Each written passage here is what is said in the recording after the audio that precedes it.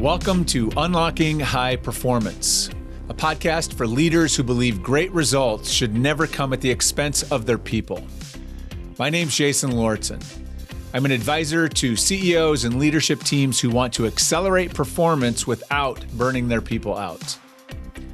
Now, today we're going to talk about how leaders sometimes misunderstand what it means to care for their people at work.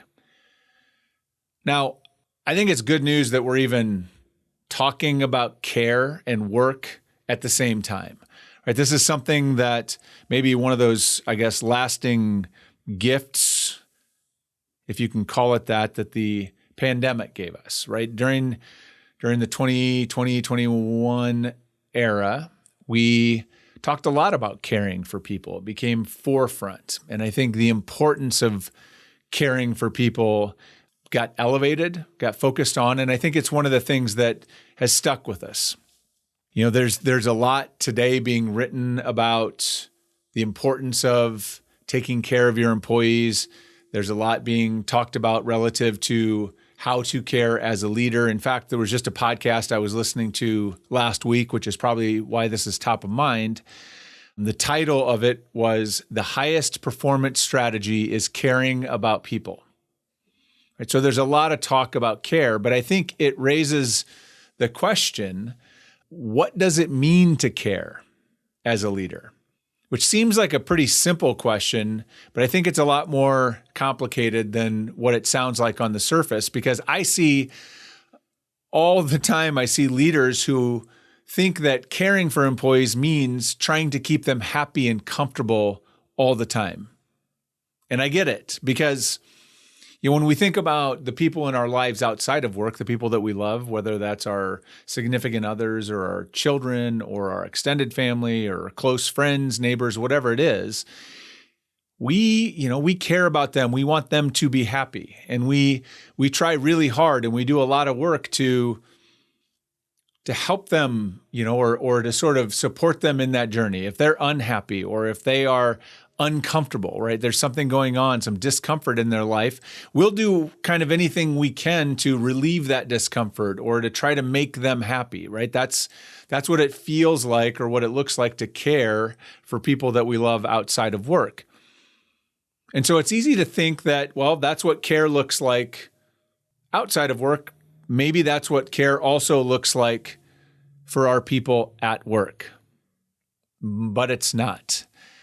Care at work is a little more complicated than that, because as a leader at work, our job is fundamentally to care about people, but to do it in a different way. And sure, there is one side of caring that's similar to what it's like outside of work. I mean, we want our people to be successful and happy. Of course, we want them to we care about their well-being. We care about them not being in sort of discomfort all the time. Of course, we want what's best for them. And we should feel that way about our people at work, right? In this sort of lens, we want to care about our people at work in the same way we do about the people outside of work.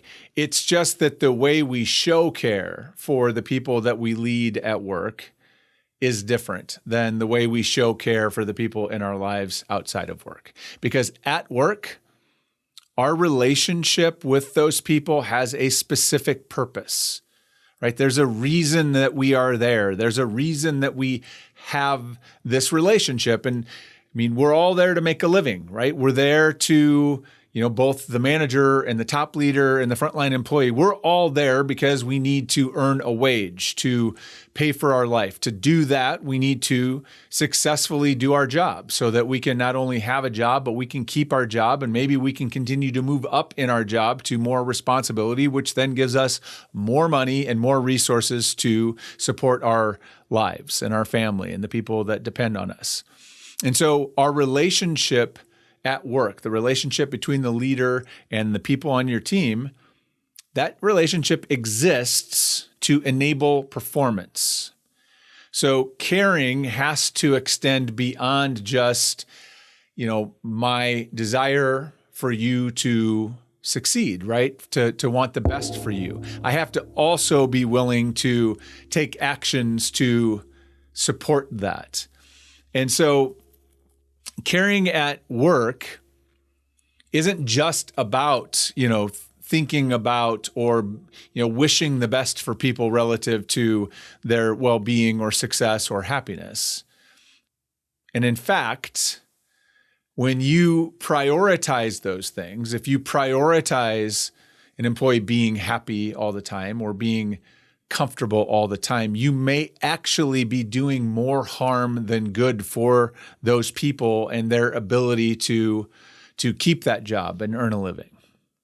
And the most common example I see of this, and I've seen this, I don't know, probably hundreds, if not thousands of times, it seems like throughout my career, is leaders or managers who avoid giving an employee some kind of difficult or uncomfortable feedback because they think that it's going to make the employee unhappy.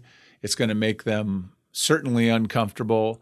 And they think that the right thing to do is to let the employee, rather than creating that discomfort or making them less happy, let's just avoid it, right? Let's not have the conversation.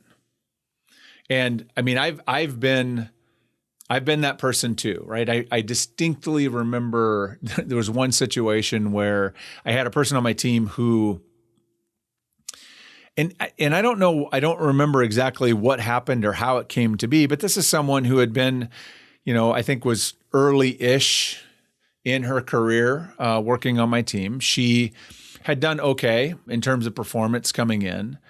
But I think as she got a little bit more comfortable, she had started kind of creating some drama around her. And there were some things that I guess I don't know if she didn't agree with, I don't remember if it was a company policy or there was something about how we were doing our work that she didn't agree with. And so she was kind of like questioning it everywhere in conversations around, and this kept coming back to me, and it was creating all kinds of chaos around her.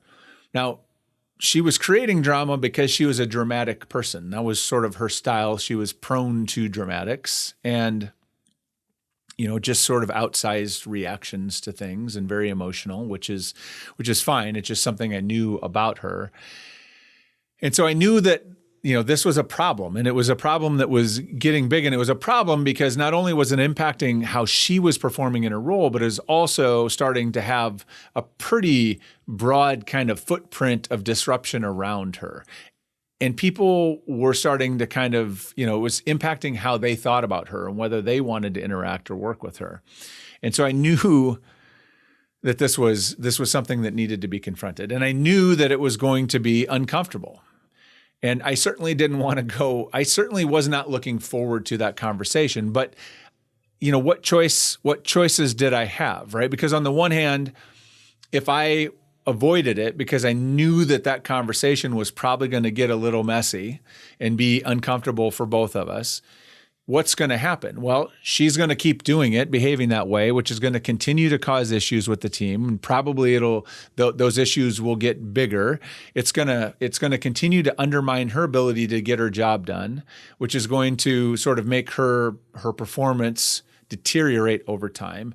And it was going to undermine her credibility. It was already starting to have some real issues. Now, on the other hand, I can give her the feedback knowing that she's probably not going to like it.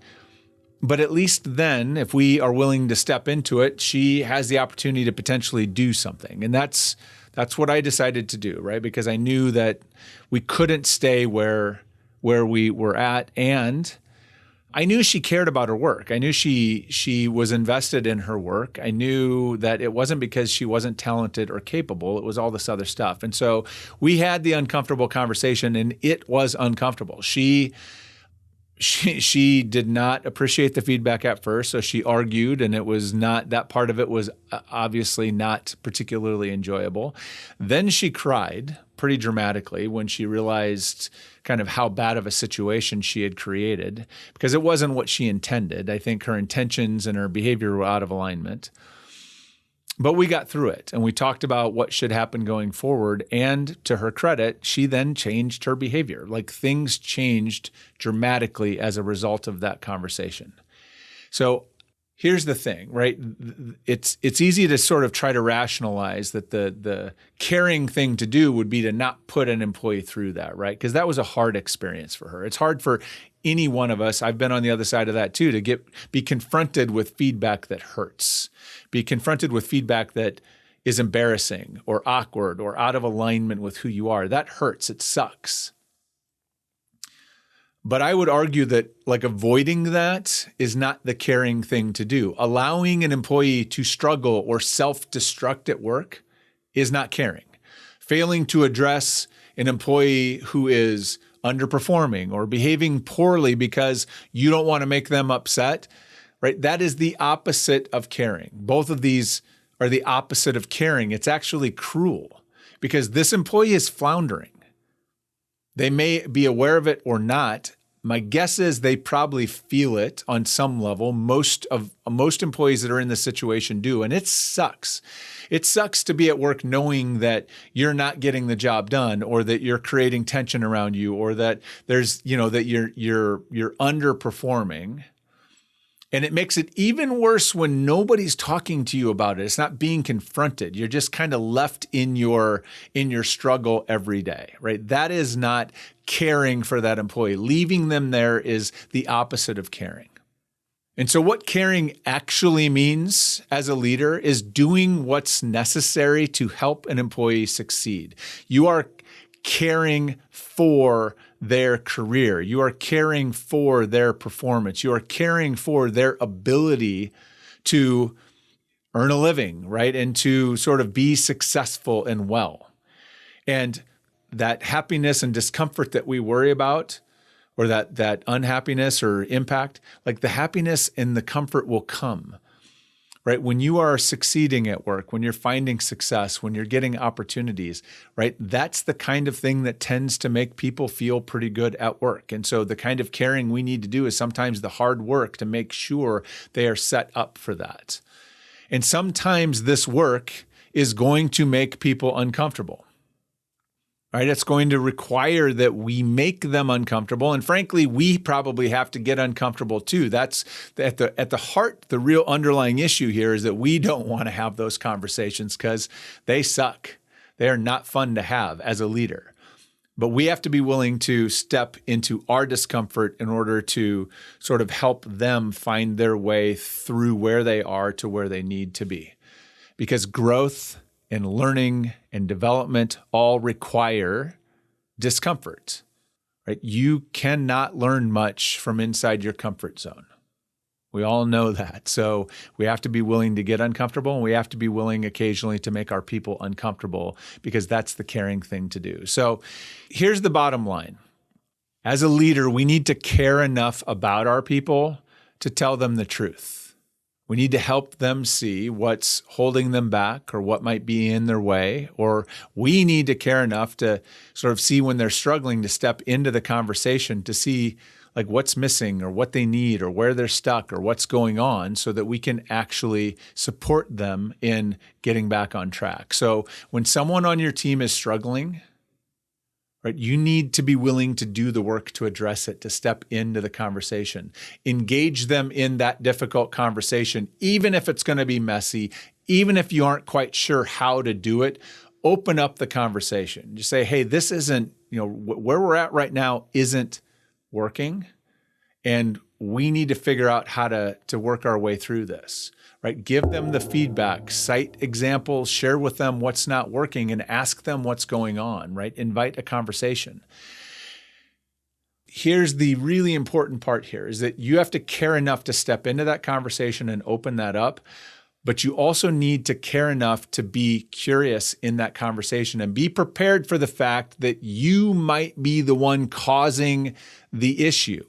You might be the one that is causing them, or at least you're not enabling them to be successful because you're not providing them with clear expectations. You're not providing them with the feedback they need or the coaching they need to really do their job successfully. So be open to whatever you're going to find out in that conversation, but create the conversation and then do the work with that person to get them back on track, right? To help them be successful because their life will be better, your life will be better, and everybody at work is happy because performance is back on track. So that's what caring as a leader at work actually looks like.